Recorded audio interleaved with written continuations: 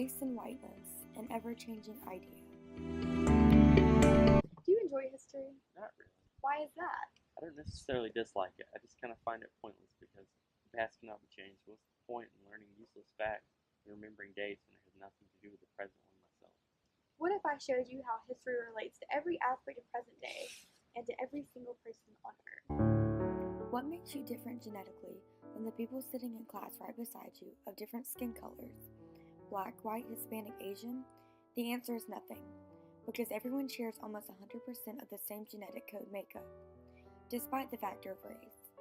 This, along with other points within this documentary, will argue the fact that race is a social construct and not a biological concept, hopefully giving viewers insight on the idea of race. Do you understand the definition or meaning of the term race? I've never been asked to describe it. I've always had to check the box on the government documents.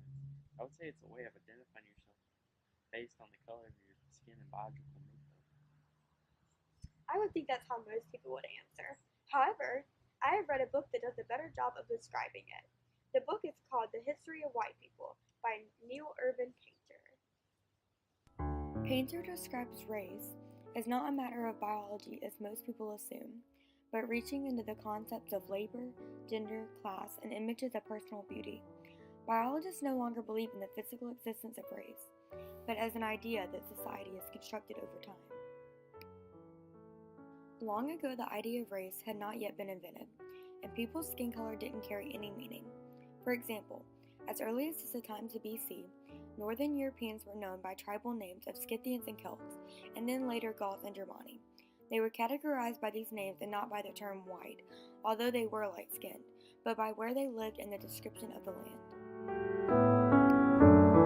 How has being identified as white affected you or your ancestors differently than if you were any other race?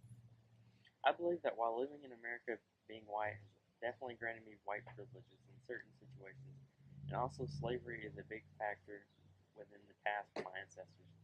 With my ancestors being white, they didn't have to overcome the issues of slavery and civil rights such as African Americans did.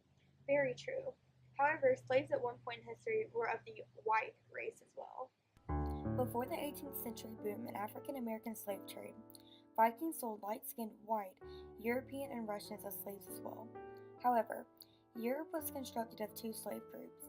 The Africans and Tartars were associated with brute labor and were seen as ugly, while Circassians, Georgians, and Caucasians of the Black Sea were luxury slaves, valued for sex, usually were female, and came to be the epitomes of human beauty. When African American slave trade became popular, Americans started relating whiteness back to the idea of freedom and blackness with slavery, while actually, white slavery played a huge part in moving people around and mixing up genes on a global scale. The history of these slave groups and their differences brought the official terms we know today while filling out documents, such as the term Caucasian. After the two different groups of slaves, Johann Friedrich Blumenbach in 1795 found interest in these groups and their differences and began writing about the varieties of skin colors using the word Caucasian, or white-skinned people. He thought these people were the most beautiful and were located around the area of Caucasus, a border between Europe and Asia. He even started ranking skin color varieties hierarchically. Beginning with a white skin color, this linked the term Caucasian with beauty.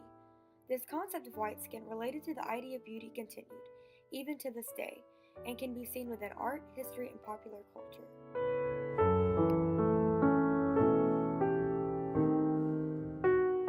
You might also wonder how else the idea of whiteness has changed over many years and how it still plays an effect on America today. As Neil Irvin Painter describes in her book, there are four major expansions of what America considers whiteness throughout history. The first three expansions are of whiteness, because at that time it was assumed that to be American you first had to have white skin. The first expansion occurred within the Jacksonian era, when citizenship criteria were changed from wealth to race. Males of any income became eligible to vote as long as they were considered white.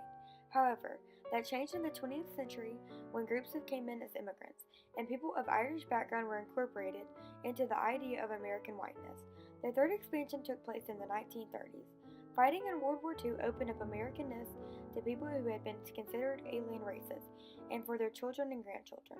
Currently, we are in the midst of the fourth expansion, with the idea that to be American, that doesn't necessarily mean you have to be white. With this expansion, we can no longer sum up America as one race or person. Learning this information within this documentary presented you with any enduring lessons?